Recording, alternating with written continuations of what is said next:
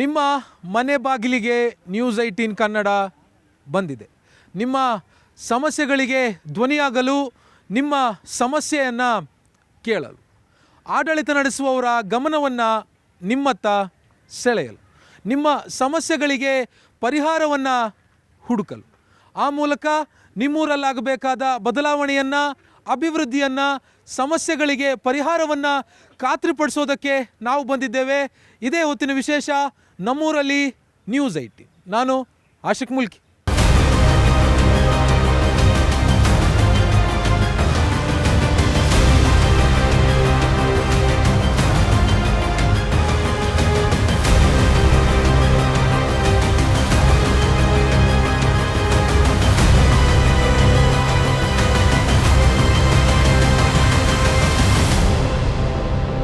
ಇವತ್ತು ನಾವು ಹುಬ್ಬಳ್ಳಿ ನಗರಕ್ಕೆ ಅಂಟ್ಕೊಂಡೇ ಇರುವಂಥ ಒಂದು ಪ್ರದೇಶಕ್ಕೆ, ಜನವಸತಿ ಪ್ರದೇಶಕ್ಕೆ ಬಂದಿದ್ದೀವಿ.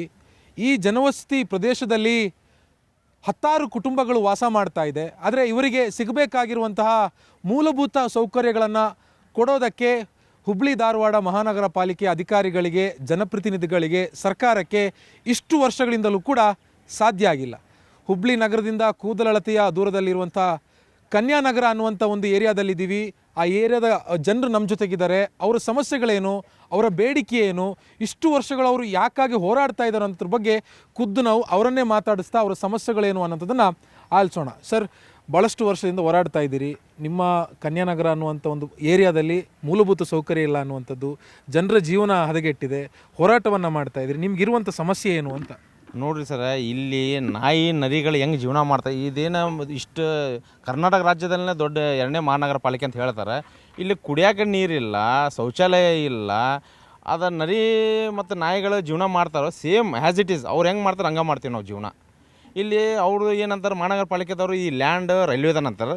ರೈಲ್ವೇದವ್ರು ಹಿಂಗೆ ಆರ್ ಟಿ ಐದಾಗ ಕೊಟ್ರೆ ಇದು ಲ್ಯಾಂಡ್ ನಮ್ದಿಲ್ಲ ಅಂತೇಳಿ ಇಲ್ಲಿರೋ ರಾಜಕಾರಣಿಗಳು, ಆಮೇಲೆ ಇಲ್ಲಿರೋ ಮಹಾನಗರ ಪಾಲಿಕೆ ಅಧಿಕಾರಿಗಳು ಇಬ್ಬರು ಕುಮ್ಮಕ್ಕ ನಿಂತ ಈ ಒಂದು ಸಾರ್ವಜನಿಕರಿಗೆ ಎಲ್ಲರಿಗೂ ಭಾಳ ತೊಂದರೆ ಆಗತ್ತೈತಿ. ಮುಂಜಾನೆ 5 ಗಂಟೆಗೆ 4 ಗಂಟೆಗೆ ನೀರಿನ ಟ್ಯಾಂಕಿ ಬರ್ತೈತಿ. ನೀರಿನ ಟ್ಯಾಂಕಿ ತುಂಬಿದ್ರೆ ಯಾರೂ ಕೆಲಸಕ್ಕೆ ಹೋಗಂಗಿಲ್ಲ ಸರ್. ನೀರಿನ ಟ್ಯಾಂಕಿ ಅದ್ರ ಪಾಲಿನ ನಿಂತ್ಕೊಂಡು ಹೊಡೆದಾಡಿ ಜಗಳ ಆಗಿ ಸ್ಟೇಷನ್ದಾಗ ಹೋಗಿ ಕೇಸ್ ಮಾಡ್ಕೊಂಡು ಅಂಥ ಒಂದು ಪರಿಸ್ಥಿತಿ ಐತ್ರಿ. ಇಲ್ಲಿ ಎಲ್ಲ ಕೂಲಿ ನಾಲಿ ಮಾಡ್ಕೊಂಡು ಅಡ್ಡಾಡೋರು ಜನ ಎಲ್ಲ ಇಡೀ ಕನ್ಯಾನಗರದಾಗ.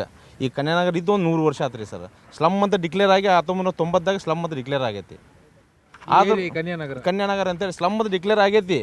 ಆದ್ರೂ ಈ ಮಹಾನಗರ ಪಾಲಿಕೆ ವ್ಯಾಪ್ತಿಯಲ್ಲಿ ಬರೋದು ಮತ್ತು ವಾರ್ಡ್ ನಂಬರ್ 61 ರೀ.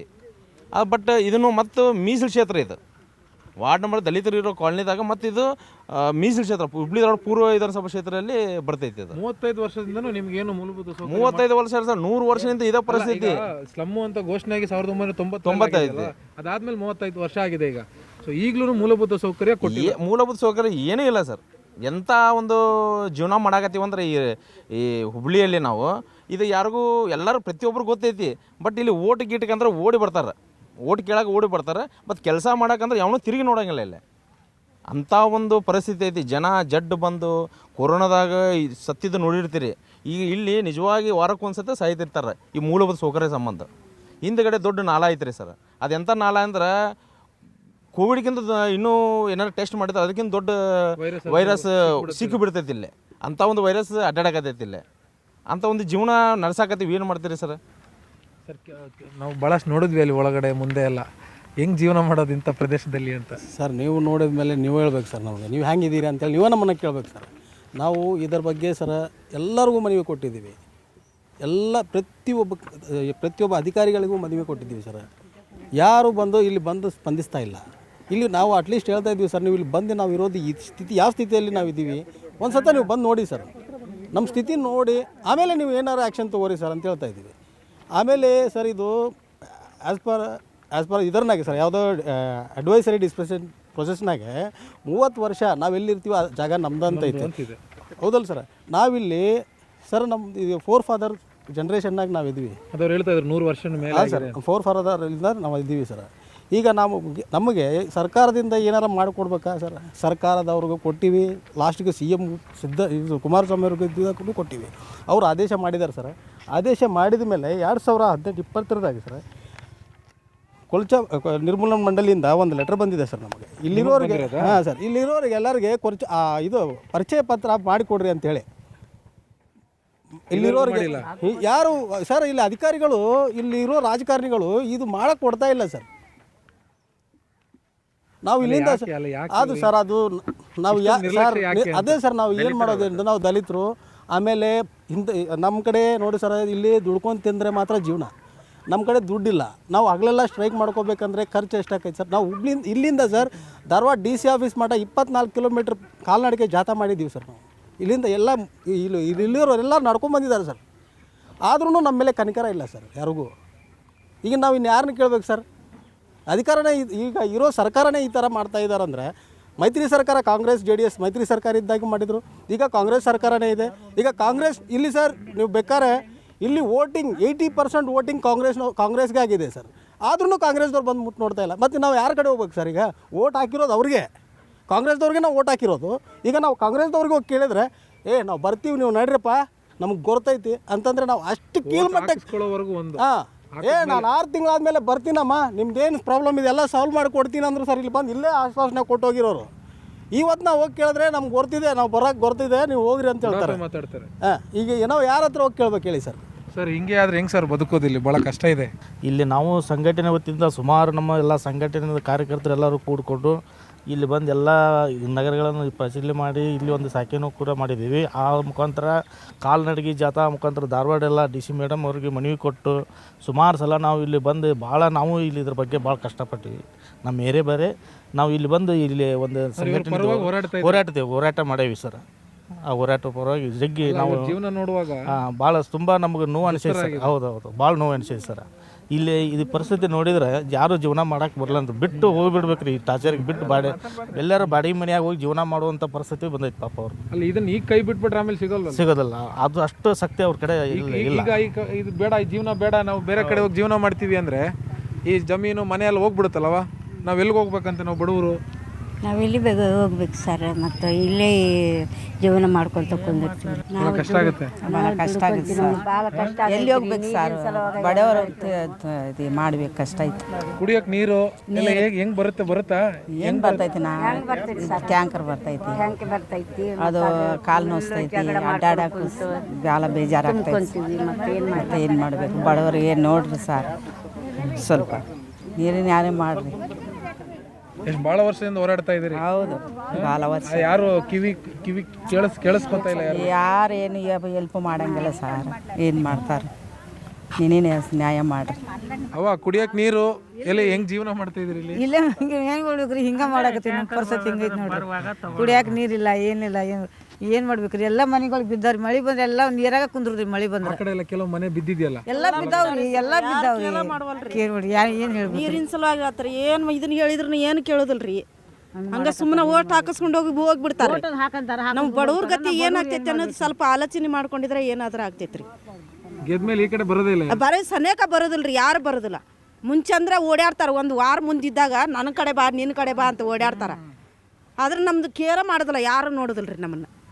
ಈ ಕುಡಿ ನೀರು ನೋಡಿದಾಗ ಟ್ಯಾಂಕರ್ ಬರ್ತೈತ್ರಿ, ಅದ್ರ ಹುಳ ಇರ್ತೈತೋ ಏನ್ ಇರ್ತೈತೋ, ಮಕ್ಳು ಮರಿ ಅದ್ ಏನಾಗ್ತೈತ್ರಿ, ಅದ್ರ ಒಳಗೆ ಏನ್ ಸತ್ತಿರ್ತೈತೋ ಏನೋ, ಅದ್ರಾಗ ಕುಡಿತೀವಿ. ಅವ ನೀರು ಕುಡಿಬೇಕ್ರಿ, ಅದ ಬದುಕ್ಬೇಕು. ಮಕ್ಳು ನೋಡಿದ್ರೆ ಸಾಲಿಗೆ ಹೋಗೋ ಹುಡುಗರ್ರಿ, ಅವಾಗ ಕುಡಿಬೇಕು. ಅವ್ರಿಗೆ ಜಡ್ಡು ಬಂದಿದ್ರೆ ನಮಗೆ ತೋರ್ಸಾಕ ದಿಕ್ಕಾತ ಇಲ್ಲ ರೀ ನಮ್ಗೆ. ತೋರಿಸ್ಬೇಕಂದ್ರೆ ಮತ್ತೆ ಹುಬ್ಳಿ ಅಲ್ಲಿ ಹೋಗ್ಬೇಕು. ಹೋಗ್ಬೇಕು. ಒಂದು ಸಣ್ಣ ಆಸ್ಪತ್ರೆ ಕಟ್ಬೋದು. ಯಾವ್ದು ಇಲ್ರಿ ಇಲ್ಲಿ.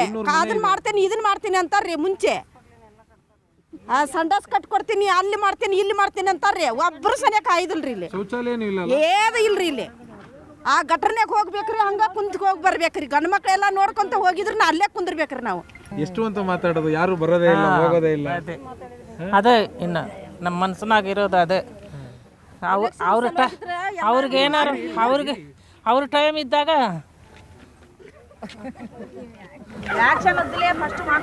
ಈಗ ಏನಿಲ್ಲ. ನೀವ್ಯಾರು ನಾವ್ಯಾರು ಹಂಗೆ ಹೇಳ್ತಾರೆ. ಮನೆ ಹತ್ರ ಹೋದ್ರೆ ಮನೆ ಹತ್ರ ಬಿಡಲ್ಲ. ಎಲ್ಲಿ ನೀವು ಪೊಲೀಸ್ ಕಂಪ್ಲೇಂಟ್ ಕೊಡ್ತೀನಿ ಇಲ್ಲಿ ಬಂದು ಮಾತಾಡಿದ್ರೆ ಹಂಗಂತಾರ ಅಂದ್ರೆ ಅಧಿಕಾರಿಗಳು ಪಾಲಿಕೆ ಕಾರ್ಪೊರೇಷನ್ ಅವರು ಓಟು ಕೇಳಕ್ಕೆ ಅಷ್ಟೇ ಅಧಿಕಾರಿಗಳು ಬರ್ತಾರ್ರಿ. ಮತ್ತು ನಮಗೆ ಏನು ಮಾಡಕ್ಕೆ ಅದೇನು ಮಾಡಕ್ಕೂ ಬರಂಗಿಲ್ಲ. ನಮಗೆ ಮೂಲಭೂತ ಸೌಕರ್ಯಗಳು ಇಲ್ಲ ಅಂದ್ರೆ ಮತ್ತೆ ನಮ್ಮ ಓಟ್ ಅವ್ರಿಗೆ ಆಗ್ಬೇಕು, ಹೌದಿಲ್ರಿ? ಮತ್ತು ಓಟೇ ಬೇಡ ನಮ್ಗೆ ಓಟನ್ನು ನಮ್ದು ಹಾಕಿಸ್ಕೋಬಾರ್ದು. ನಮ್ಗೆ ಏನು ಮಾಡಿಲ್ಲ ಅಂದ್ರೆ ಅವರು ನಮಗೆ ಏನು ಮೂಲಭೂತ ಹಕ್ಕೇ ಇಲ್ಲ ಅಂದರೆ ಮತ್ತು ನಮ್ಗೆ ಯಾಕ್ರಿ ನಾವು ಈಗ ಉಳಿಯೋದು ಯಾಕೆ? ನಾವು ಒಂದೊಂದು ಸಲ ಅಲ್ಲಿ ಗಟಾರ್ಗೆ ಹೋಗಿ ಲೆಟ್ಟಿನ ಹೋದರೆ ಎಲ್ಲ ಆ ಕಡೆ ಗಂಡು ಮಕ್ಳು ಹೋಗ್ತಿರ್ತಾರೆ, ನಾವು ಈಗ ಹೆಣ್ಮಕ್ಳು ಕುಂತಿರ್ತೀವಿ. ನಮಗೆ ಅಸಹ್ಯ ಅನ್ನಿಸ್ತೈತಿ, ಸಾಯ್ಬೇಕು ಅನ್ನಿಸ್ತೈತಿ, ಅಷ್ಟು ಅಸಹ್ಯ ಅನ್ನಿಸ್ತಾ ಇದೆ. ಮತ್ತು ಇಡೀ ಎಲ್ಲ ಕಡೆ ಡೆವಲಪ್ಮೆಂಟ್ ಇದೆ, ನಮ್ಮ ಏರಿಯಾಕ್ಕೆ ಡೆವಲಪ್ಮೆಂಟ್ ಇಲ್ಲ. ನಮ್ಮ ದುಡ್ಡು ಇದು ಓಟ್ ಗೆಲ್ಲಕ್ಕಂತ ಮಾತ್ರ ಭಿಕ್ಷಕರು ಬಂದಂಗೆ ಬಂದು ಕೇಳ್ಕೊಂಡು ಹೋಗ್ತಾರೆ. ನಾವು ಗೆದ್ದಿದ ಮೇಲೆ ಎಲ್ಲ ಮಾಡ್ತೀವಿ ಅಂತಾರೆ, ಯಾರು ನಮ್ಮನ್ನು ಮೂಸಿ ನೋಡೋಂಗಿಲ್ಲ ಅಂಥವ್ರು ಇದು ಅಧಿಕಾರಿಗಳದಾರ. ಮತ್ತು ನಾವು ಏನಾರ ಮಾತಾಡಿದರೆ ಮತ್ತು ಧಮ್ಕಿ ಕೊಡೋರು ಭಾಳ ಮಂದಿ ಅದಾರ. ಧಮ್ಕಿ ಹೇಳೋರ ಭಾಳ ಮಂದಿ ಅದಾರ, ಆಚ ಕಡೆ ಹೋಗಿ ಹೇಳೋರ ಭಾಳ ಮಂದಿ ಅದಾರ. ಯಾರಿಗೆ ಹೇಳ್ತಾರೆ? ಯಾರಿಗೆ ಹೇಳ್ತಾರೆ ಹೋಗಿ? ಇಲ್ಲಿ ಯಾರು ಬರ್ತಾರೆ ನೋಡ್ರಿ, ಅವ್ರಿಗೆ ಹೋಗಿ ಹೇಳ್ತಾರ ಅಧಿಕಾರಿಗಳಿಗೆ. ನಾವು ಮಾತಾಡಿದ್ದೆಲ್ಲ ಎಷ್ಟು ಇದು ಮಾತಾಡಿದ್ವಿ ನಾವು. ಸ್ವಲ್ಪ ಮಂದಿ ಆ ಕಡೆ, ಸ್ವಲ್ಪ ಮಂದಿ ಈ ಕಡೆ ರೀ. ಮಧ್ಯದಲ್ಲಿ ನಾವು ತಗೊಳಕ ಹಂಗೈತ್ರಿ ಈ ಏರಿಯಾದಾಗ. ನಿಜವಾಗ್ಲಿ ಮಾತಾಡೋರು ಯಾರು ದಮ್ ಕೊಟ್ಟು ಮಾತಾಡೋರು ಯಾರು ಇಲ್ಲ ಇರಲ್ರಿ, ಹಂಗೈತಿ. ಸರ್ ಅದೇ ಹೆಣ್ಮಕ್ಳು ಮಾತು ಕೇಳ್ತಾ ಇದ್ವಿ, ಪಾಪ ಅವರು ಏನು ಹೇಳೋದು ಅಂತ. ನಮ್ಮ ಹೆಸರು ನಾಗೇಶ್ ಅಂತ ಸರ್. ಇಲ್ಲೇ ನಾನಂತೂ ಈಗ 33 ವರ್ಷ ಸರ್. ನನಗೂ ನಾನು ನೋಡಿದ್ದು ಈಗ ಮಟ್ಟ ಕುಡಿಯೋ ನೀರು ಇಲ್ಲ, ಮೂಲಭೂತ ಸೌಕರ್ಯಗಳು ಏನಿಲ್ಲ ಸರ್.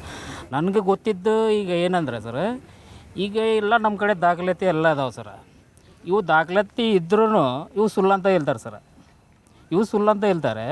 ಮತ್ತು ನಿಜವಾದ ಡಾಕ್ಯುಮೆಂಟ್ ಏನಿದೆ ಅಲ್ಲಿ ಜನರಿಗೆ ಏನು ಮಾಡಬೇಕಂತ ಅವ್ರು ಬಂದು ಇಲ್ಲಿ ಮಾಡಬೇಕಲ್ಲ ಸರ್, ಮಾಡೋಂಗಿಲ್ಲ.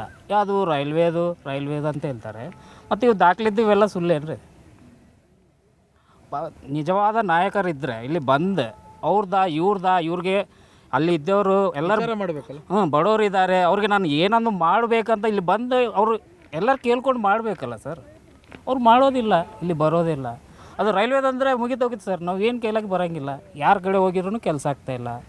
ಎಷ್ಟಂತ ಅಡ್ಡಾಡ್ಬೇಕು. ಪಾಲಿಕೆದವರು ಇದು ರೈಲ್ವೆದು ಅಂತ ಹೇಳೋದು, ರೈಲ್ವೆ ಅವರು ಇದು ನಮ್ದಲ್ಲ ಅಂತ ಹೇಳೋದು. ರೈಲ್ವೇದವ್ರು ಹೇಳ್ಬಿಟ್ಟಿದ್ದಾರೆ. ಪಾಲಿಕೆಗೆ ಅಧಿಕಾರಿಗಳು ಏನು ದರದ ಅಂತಿದ್ರು ರೈಲ್ವೆದವರು ಕೊಡೋಕ್ಕೆ? ಈಗ ಏನಂತಿದ್ದಾರೆ ಸರ್, ಅವ್ರಿಗೆ ಏನಿದೆ, ಅವ್ರಿಗೆ ಇದು ಮಾಡೋಕ್ಕೆ ನೀವು ಓಟೇ ಬೇಡ, ನೀವೇ ಬೇಡ ಅಂತ ಈಗ ಸುಮ್ಮನೆ ಆಗಿಬಿಟ್ಟಾರೆ ಸರ್ ಅವರು. ನಾವು ಯಾಕೆ ಮಾಡೋದು, ನಿಮಗೆ ಯಾಕೆ ಮಾಡಬೇಕಂತ ಹಂಗೆ ಇದ್ದಾರೆ ಸರ್ ಅವರು.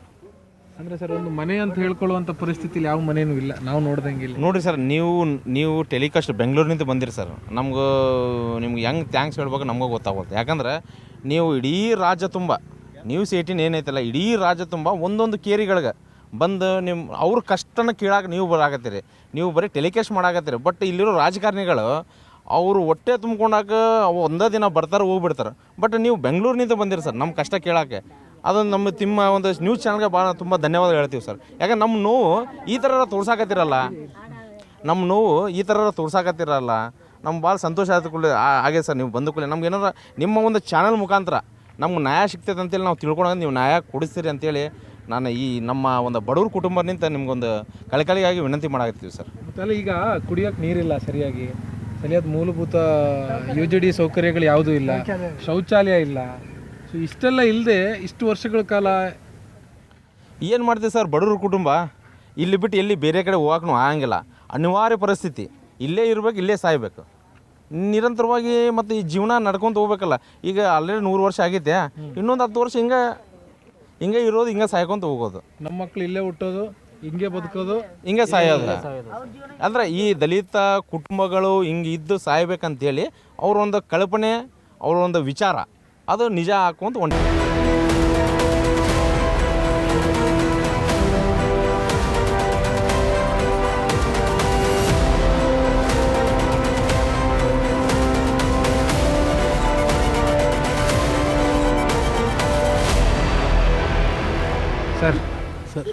ಸರ್ ಏನು ಮಾಡೋದು ಅಧಿಕಾರಿಗಳಿಗೆ?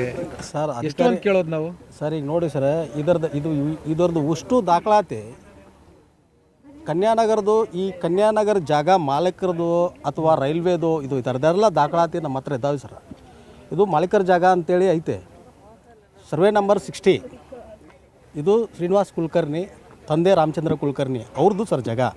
ಇದು 1996ರಲ್ಲಿ 2006ರಲ್ಲಿ ಕೇಸ್ ಹಾಕಿದ್ರು ಸರ್ ನಮ್ಮ ಮೇಲೆ. ಆ ಕೋರ್ಟಲ್ಲಿ 2010ರಲ್ಲಿ ಆದೇಶ ಬಂದೈತೆ ಸರ್. ಏನಂತ ಬಂದೈತಿ, ಇಲ್ಲಿರೋ ವಾಸಿಸ್ತಾ ಇದ್ದಾರಲ್ಲ ಅವ್ರ ಪರವಾಗಿ ಆದೇಶ ಆಗೈತೆ ಸರ್. ಯಾಕಂದರೆ ಅವ್ರು ಏನು ಮಾಡಿದ್ದಾರೆ, ನಮ್ಮ ಪರವಾಗಿ ಆಗಿದೆ ಸರ್. ಅವರು ಏನು ಮಾಡಿದ್ದಾರೆ, ಮಾಲಕರಿಗೂ ನೋಟಿಸ್ ಕಳಿಸಿದ್ದಾರೆ ಕೋರ್ಟಿಂದ, ಅವರು ಯಾರೂ ಬಂದಿಲ್ಲ. 3 ಮುದ್ದತಿಗೆ 3 ನೋಟಿಸ್ ಕಳಿಸಿದ್ದಾರೆ, ಅವರು ಯಾರೂ ಬಂದಿಲ್ಲ. ರೈಲ್ವೇದವ್ರದ್ದು ನಿಮ್ಮ ಜಮೀನ ಅಂತೇಳಿ ಅವ್ರನ್ನೂ ಕೇಳಿದ್ದಾರೆ, ಅವರೂ ಯಾರ್ದಿಲ್ಲ. ತದನಂತರ ಏನಾಗೈತಿ, ಆದೇಶ ಯಾರ ಪರವಾಗಿ ಆಗೈತಿ, ಕನ್ಯಾನಗರದಾಗಿರೋರ್ಗೆ ಪರವಾಗಿ ಆಗೈತೆ ಸರ್. ಇಲ್ಲಿರೋ ಡಿಪೆಂಡೆಂಟ್ಸ್ ಮೇಲೆ ಆಗಿದೆ. ಇಷ್ಟೆಲ್ಲ ಎಲ್ಲ ಆಗಿದೆ ಸರ್, ಸ್ಪಷ್ಟತೆ ಇದೆ ಇದರಲ್ಲಿ. ಆದ್ರೂ this land does not belongs to railway. Srinivas Kulkarni ಏನು ಸರ್, ಇದು court order, court order sir.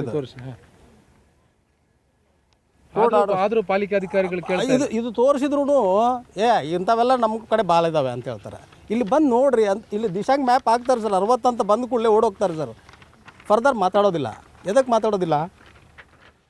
ಇದು ನೋಡಿ ಸರ್ 60, ನಾವು ಮ್ಯಾಪ್ ಇದು 60 ಸರ್, ಸರ್ವೆ ನಂಬರ್. ಇದು ಸರ್ವೆ ನಂಬರ್ 60. ಇಲ್ಲಿಂದ ಇದೆಯಾ ಸರ್, ಇಲ್ಲಿ ಸರ್ವೆ ನಂಬರ್ 60. ಇಲ್ಲಿಂದ ಇದು ನಮ್ಮ ಕನ್ಯಾನಗರ ಸರ್. ಇದಿಷ್ಟು ಕನ್ಯಾನಗರ ಸರ್. ಇದು 2 ಎಕರೆ 7 ಗುಂಟೆ ಸರ್ ಜಾಗ. ಇದು total 17 acres land sir.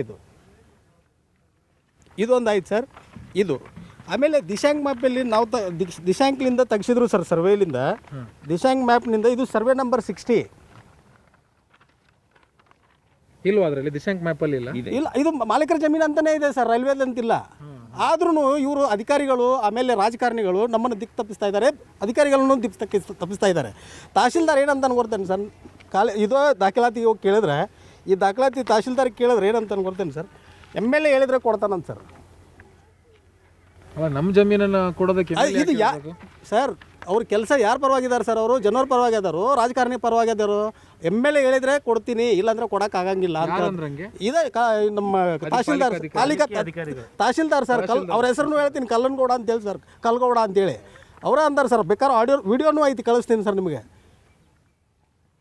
Sir, ಇಂಥ ದುರಸ್ಥಿತಿಯಲ್ಲಿ ನಾವು ಎಲ್ಲರಿಗೂ ರಿಕ್ವೆಸ್ಟೇ ಮಾಡಿದ್ದೀವಿ ಸರ್. ಯಾರು ಬಂದು ನಮ್ಮ ಕಣ್ಣೀರು ಒರೆಸಕ್ಕೆ ಬರ್ತಾಯಿಲ್ಲ, ಸುಣ್ಣ ಹಚ್ಚಕ್ಕೆ ಬರ್ತಾ ಇದ್ದಾರೆ ಅಷ್ಟೇ ಸರ್. ಈಗ ಸ್ಟೂಡೆಂಟ್ಸ್ ಇದ್ದಾರೆ ಸರ್ ಅವರು ಸರ್, ಇವರಾದರೆ ಸ್ವಲ್ಪ ಏಜ್ ಆದ ಸರ್.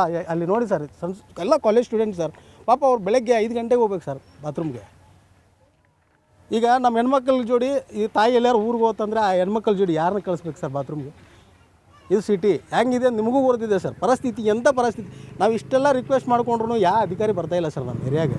ದಯಮಾಡಿ ಸರ್, ಈ 209 ಮನೆಗಳಿಗೆ ಯಾವ ಮನೆಗೂ ಶೌಚಾಲಯ ಇಲ್ಲ. ಶೌಚಾಲಯ ಯಾವುದಿಲ್ಲ, ಪಬ್ಲಿಕ್ ಐತ್ರಿ. ಅದಕ್ಕೆ ಇದು ಟ್ಯಾಪ್ದು ಕನೆಕ್ಷನ್ ಇಲ್ಲ, ಕ್ಲೀನಿಂಗ್ ಇಲ್ಲ, ಡೋರ್ ಸಹಿತ ಇಲ್ರಿ. ನಾಮಕಿ ವಾಸ್ತೆ ಶೌಚಾಲಯ ಕಟ್ಟಿಟ್ಟಾರ ಅಷ್ಟೇ. ಈಗ ನೀವು ಬಂದು ಅಲ್ಲಿ ಸ್ವಲ್ಪ ನಾವು ಲೆಟಿನ್ಗೆ ಹೋಗೋದು ನೋಡಿ ಬರ್ರಿ. ಆ ಕಡೆ ಹಿಂದ್ಗಡೆಯಿಂದ ಗಂಡು ಮಗಳು ಹುಡುಗರು, ಪೋಲಿ ಹುಡುಗರು, ಅದು ಇದು ಗಾಂಜಾ ಕುಡಿದವ್ರು ಎಲ್ಲ ಆ ಕಡೆ ಬರ್ದವ್ರು. ಒಂದು ಹುಡುಗಿ ಯಾರ್ಯಾದಕ್ಕಿ ಆಂಟಿ ಕರೆದ್ರೆ ನಾವು ಹತ್ತಿ ಹೋಗಿದ್ರೆ ಓಡಿ ಹೋಗ್ಯಾನ್ರಿ. ಅಂತ ಪರಿಸ್ಥಿತಿ ಇದೀರಿ ನಮಗೆ. 209 ಮನೆ ಇದೆಯಲ್ವಾ? ಒಂದು ಪ್ರಾಥಮಿಕ ಆರೋಗ್ಯ ಕೇಂದ್ರ ಕಟ್ಟಬಹುದು. ಇಲ್ಲ ಒಂದು ಮುರ್ದೈತ್ರಿ, ಒಂದು ಬಿದ್ದೈತಿ, ಹಂಗದವ್ರ ಮನಿ ರೀ ಸರ. ಒಂದು ಸಲ ಇಲ್ಲ ಏರಿಯಾದೊಳಗೆ ಹೋಗಿ ನೀವು ಒಂದ್ಸಲ ನೋಡ್ರಿ, ನೀವು ನಿಮ್ಗ ಗೊತ್ತಾಗ್ತೈತ್ರಿ, ನಮ್ಗೆ ಹೇಳಿ ಹೋಗ್ರಿ ಅಂತ ನೀವು ನೋಡಿ ಬರ್ರಿ. ಒಂದು ಆಸ್ಪತ್ರೆ ಅದು ಕಟ್ಬೋದಿಲ್ಲ, ಸಣ್ಣದು ಯಾವುದಿಲ್ಲ.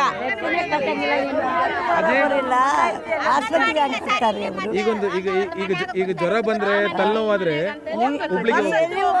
ನಮ್ಗೇನು ತಯಾರಿಲ್ಲ, ಅವ್ರಿಗಿಲ್ಲ, ಇದು ಪ್ರೀತಿ ಇಲ್ಲಲ್ಲ ಕಟ್ಟಾಕು. ಹೆಂಗೆ ಕಟ್ತಾರೆ ಅವರು ದವಾಖಾನ? ಸುಮ್ಮನೆ ಹೋಗಿ ಕಾಳಜಿನೇ ಇಲ್ಲ. ಕಾಳಜಿನ ಬರ್ತಾರೆ, ಓಟು ಕೈ ಮುಗಿದು ಕಾಲು ಮುಗಿದು ಓಟ್ ಹಾಕ್ರಿ ಅಂತ ಬರ್ತಾರೆ.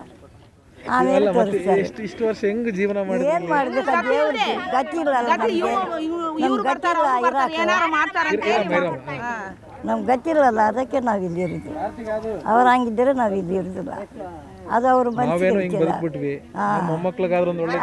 ಹಂಗೆ ಮಾಡ್ಬೇಕಂತ ನಾವು. ಅವರು ಹಂಗ ಬದುಕಬೇಕ್ರಿ. ಈಗ ನಮ್ಮಿಂದ ನಾವ್ ಹೆಂಗ್ ಬದುಕಾಕತ್ತೇವ್ರಿ, ನಮ್ಮಿಂದ ಅವರು ಹಂಗ ಬದುಕಬೇಕು. ಇಷ್ಟು ಜನ ಮಾತಾಡಿದ್ರಲ್ಲ, ಅದಕ್ಕೆ ಒಂದು ಕೌಂಟರ್ ಕೊಡ್ತಾರೆ. ನಾವೆಲ್ಲ ಮಾಡಿದ್ವಿ, ಏನು ನಾವ್ ಎಲ್ಲ ತೋರಿಸಿದ್ವಿ. ಹೊರಗಡೆ ಒಂದು ವಿಡಿಯೋ ಮಾಡ್ಕೊಂಡು ಹೋಗಿದ್ರೆ ಸಾಕು, ಒಳಗಡೆ ಕೊಚ್ಚ ಹೋಗಿದ್ರು ಹಂಗೆ ಇರುತ್ತೆ. ಅವ್ರಿಗೇನು ಮುಖ ಮುಷ್ಟಿ ಇದ್ರು ಇಲ್ಲಿ ಬಂದು ಜೀವನ ಮಾಡಬೇಕು. ಯಾರಾದರೂ ಸ್ವಲ್ಪ ಆದ್ರೂ ನಾಚಿಗಿದ್ರೆ ಸ್ವಲ್ಪ ಆದ್ರೂ ನಾಚಿಗಿದ್ರೆ 2 ದಿವಸ ಬಂದು ಇಲ್ಲಿ ವಾಸ ಮಾಡಕ್ಕೆ ಹೇಳಿ ಅವ್ರಿಗೆ. ಸೊಳ್ಳೆ ಎಲ್ಲ ಹೆಂಗಿದೆ ಅಂತ ಹೇಳಿ ನಾಚಿಕಿರ್ಬೇಕು ಎಲ್ಲ. ಎಲ್ಲದಕ್ಕೆ ಓಟ್ ಹಾಕಿಸ್ಕೊಂಡಿದ್ಮೇಲೆ ಮತ್ತೆ ಮಾಡಬೇಕು. ಮಾಡಿಲ್ಲ ಅಂದ್ರೆ ಮತ್ತೆ ಯಾಕೆ ಓಟ್ ಹಾಕಿಸ್ಬೇಕು? ಸುಮ್ಮನೆ ಇರಬೇಕು. ಮತ್ತೆ ಏನಕ್ಕೆ ಬರಬೇಕು ನಮ್ಗೆ ಯಾಕ್ರೆ ಅಂತೇಳಿ ಬಿಡಬೇಕು. ಮತ್ತೆ ಬೇರೆಯವರು ಉದ್ಧಾರ ಆಗ್ತಾರೆ. ಬಾಬಣ್ಣ ಹೇಳ್ತಾ ಇದ್ರು, ಮುಂದೆ ಒಂದು ಕಾಂಕ್ರೀಟ್ ರಸ್ತೆ ಹಾಕೋರೆ, ಮುಂದೆ 2 ಮನೆಗೆ ಪೈಪ್ ಹಾಕ್ಬಿಟ್ಬಿಟ್ರು, ಒಳಗಡೆ ಏನು ಮಾಡಿಲ್ಲ ಅಂತ. ಸುಮ್ಮನೆ ಜನ ಬಂದಾಗ ಅದೊಂದು ಕನ್ನಡಿ ಅದು ಬಂದಾರ ನೋಡಿ ಹೋಗಕ್ಕೆ ಅದೊಂದು ಕನ್ನಡಿ ನೀರಿಂದ ಅದು ಬಂದರೆ ಅದು ನೀರು ಬರ್ತೈತ್ರಿ. ನೀರು ಈ ಬರೋದಿಲ್ಲ ಅನ್ನಂಗಿಲ್ರಿ, ನೀರು ಬರ್ತೈತಿ. ಆದ್ರ ಹಂಗ ಕನ್ನಡಿ ನೋಡಿ ಸುಮ್ಮನೆ ಹೋಗ್ಬಿಡುದ್ರಿ ಅದು. ಅಷ್ಟೇ ರೀ, ಮತ್ತೆ ಮುಂದೆ ಏನಿಲ್ರಿ. ಕಾಂಕ್ರೀಟ್ ರೋಡ್ ಹಾಕ್ಯಾರಲ್ಲ ಸರ್, ಇದು ಎಂಡಿಂಗ್ ಎಲ್ಲಿ ಕೊಟ್ರು? ಅಲ್ಲಿ ಗಟ್ರ ನಲ ಐತಲ್ಲ ಸರ್, ನಲ ಒಳಗಡೆ ಕೊಟ್ರ. ಸೀದಾ ನಲ ಒಳಗಡೆ ಹೋಗ್ಬೇಕು ನಾವು. ನೋಡ್ರಿ ಸರ್, ಅಲ್ಲಿ ಹೋಗಿ ನೋಡ್ರಿ, ಹಿಂಗೆ ಗೊತ್ತ. ಅಲ್ಲಿ ಒಂದು ಫಿನಿಶಿಂಗ್ ಇಲ್ಲ, ಅದು ಬ್ರಿಡ್ಜ್ನೂ ಬಿದ್ದೋಗೋ ಥರ ಇದೆ. ಅದೂ ಮಾಡೋರು ಯಾರಿಲ್ಲ, ಎಲ್ಲ ಅರ್ಧ ಸರ್ ಹೊರಗಡೆ. ಇದಿಷ್ಟು ಈ ಕನ್ಯಾನಗರ ನಿವಾಸಿಗಳ ಬದುಕು ಮತ್ತು ಆತಂಕ ಮತ್ತು ಆಕ್ರೋಶ. ಕಳೆದ ಹಲವು ವರ್ಷಗಳಿಂದ 4-5 ತಲೆಮಾರುಗಳಿಂದ ಇಲ್ಲೇ ಬದುಕ್ತಾ ಇದ್ದೀವಿ, ಇದೇ ನಮ್ಮೂರು, ಇಲ್ಲೇ ಹುಟ್ಟಿದ್ದೀವಿ, ಇಲ್ಲೇ ಜೀವನ ಮಾಡ್ತಾ ಇದ್ದೀವಿ, ಇಲ್ಲೇ ಸಾಯ್ತಾ ಇದ್ದೀವಿ. ಹೀಗಿದ್ರೂ ಕೂಡ ಜನಪ್ರತಿನಿಧಿಗಳು, ಅಧಿಕಾರಿಗಳು ಯಾರೂ ಕೂಡ ನಮ್ಮ ಬಗ್ಗೆ ಕಾಳಜಿ ವಹಿಸ್ತಾ ಇಲ್ಲ, ನಮಗೆ ಸಿಗಬೇಕಾಗಿರುವಂಥ ಮೂಲಭೂತ ಸೌಕರ್ಯಗಳನ್ನು ನೀಡ್ತಾ ಇಲ್ಲ ಅನ್ನುವಂಥ ಒಂದು ಸಿಟ್ಟನ್ನು, ಒಂದು ಆರೋಪವನ್ನು ಇವರು ಮಾಡ್ತಾ ಇರುವಂಥದ್ದು. ಆದಷ್ಟು ಬೇಗ ಹುಬ್ಳಿ ಧಾರವಾಡ ಪಾಲಿಕೆ ಅಧಿಕಾರಿಗಳು, ಸ್ಥಳೀಯ ಶಾಸಕರು ಅದನ್ನು ಮನಗಂಡು ಇವರಿಗೆ ಸಿಗಬೇಕಾಗಿರುವಂಥ ಹಕ್ಕುಗಳನ್ನು, ಮೂಲಭೂತ ಸೌಕರ್ಯಗಳನ್ನು ಇವರಿಗೆ ಕೊಡೋದಕ್ಕೆ ಮುಂದೆ ಬರಲಿ ಅನ್ನುವಂಥದ್ದು ನಮ್ಮ ಆಶಯ. ಇದಾಗಿತ್ತು ಈ ಹೊತ್ತಿನ ವಿಶೇಷ. ನಿರಂತರ ಸುದ್ದಿಗಾಗಿ ನೋಡ್ತಾ ಇರಿ News 18 ಕನ್ನಡ. ಜಾಲ ನಮ್ಮದು, ಬಲ ನಿಮ್ಮದು.